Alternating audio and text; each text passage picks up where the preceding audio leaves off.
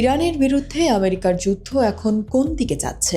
টানা ১৩ রাতের বিধ্বংসী হামলার পর ওয়াশিংটন আপাতত থামলেও ট্রাম্পের সামনে খোলা প্রতিটি পথই এখন মৃত্যুফাত। আকাশপথে হামলা, সমুদ্র অবরোধ নাকি সরাসরি স্থলযুদ্ধ, প্রতিটি পদক্ষেপেই ট্রাম্পের ট্র্যাপে পড়ার সম্ভাবনা শতভাগ।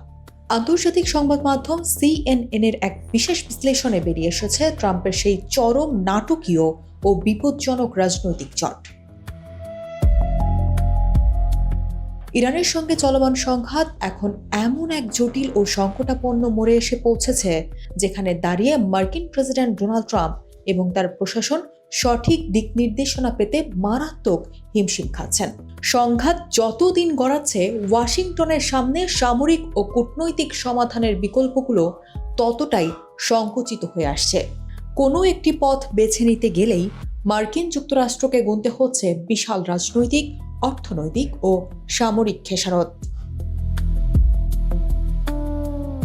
CNN-এর জ্যেষ্ঠ সাংবাদিক স্টিফেন কলিনসনের বিশ্লেষণ বলছে, টানা ১৩ রাতের ভয়াবহ বিমান হামলার পর ওয়াশিংটন সামরিক অভিযান সাময়িকভাবে স্থগিত রেখেছে কেবল কূটনৈতিক আলোচনার সুযোগ তৈরি করতে।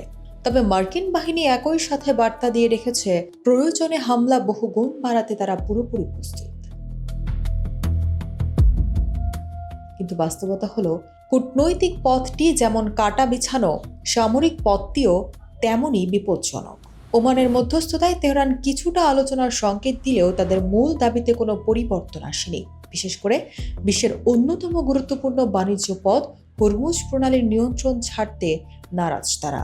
যুদ্ধের প্রায় ৫ মাস পর ট্রাম্প নিজেকে এমন এক অপ্রীতিশীল পরিস্থিতিতে আবিষ্কার করেছেন, যেখানে তীব্র হামলা চালিয়েও ইরানকে নতি স্বীকার করানো সম্ভব হয়নি।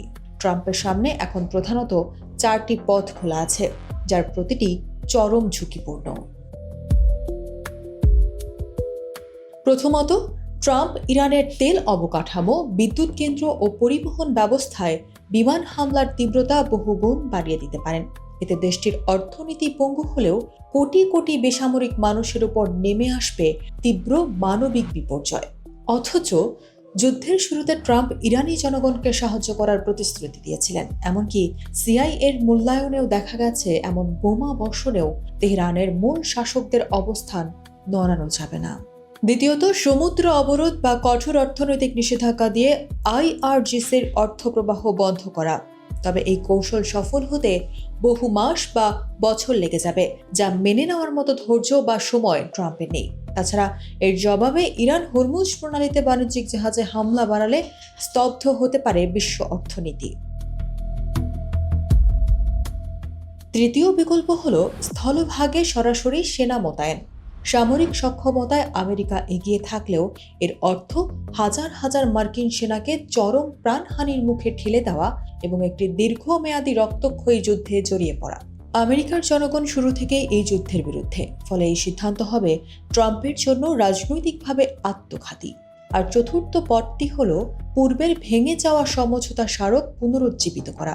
তবে এতে রাজি হতে হলে হরমুজ প্রণালীতে ইরানের নিজস্ব আইন প্রয়োগ ও শুল্ক আদায়ের দাবি মার্কিনদের মেনে নিতে হবে।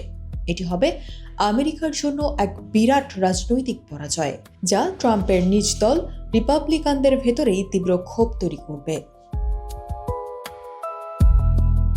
এরই মধ্যে ওয়াশিংটনের অভ্যন্তরীণ রাজনীতি ও অর্থনীতিতে উত্তাপ বাড়ছে। আন্তর্জাতিক বাজারে তেলের দাম বাড়ায় মার্কিনীদের দৈনন্দিন খরচ বাড়ছে আশঙ্কাজনকভাবে। লোহিত সাগরে ইরান সমর্থিত হুতিদের একের পর এক হামলায় কৌশলগত সমুদ্র পথে জাহাজ চলাচল ধসে পড়েছে। মার্কিন জনমত সমীক্ষায় দেখা গেছে ৭৬% সাধারণ নাগরিক মনে করেন এই যুদ্ধ ট্রাম্পের প্রাথমিক ধারণার চেয়েও অনেক বেশি জটিল রূপ নিয়েছে। এমনকি হোয়াইট হাউসের রুদ্ধদ্বার বৈঠকে ভাইস প্রেসিডেন্ট JD ভ্যান্স এবং যৌথ চিফ অফ স্টাফের চেয়ারম্যান জেনারেল ড্যান কেইন সংঘাত বাড়ানোর ভয়াবহ পরিণতি নিয়ে ট্রাম্পকে সতর্ক করেছেন। জেনারেল কেইনস জানিয়ে দিয়েছেন, মার্কিন বাহিনীর দূরপাল্লার ক্ষেপণাস্ত্র ও ইন্টারসেপ্টর যুদ্ধাস্ত্রের মজুতও দ্রুত ফুরিয়ে আসছে। ৫ মাসের লড়াই শেষে ট্রাম্পকে বিজয়ী হিসেবে বের করে আনার মতো কোনো সহজ পথ বা জাদুকরি কৌশল আপাতত ওয়াশিংটনের হাতে নেই।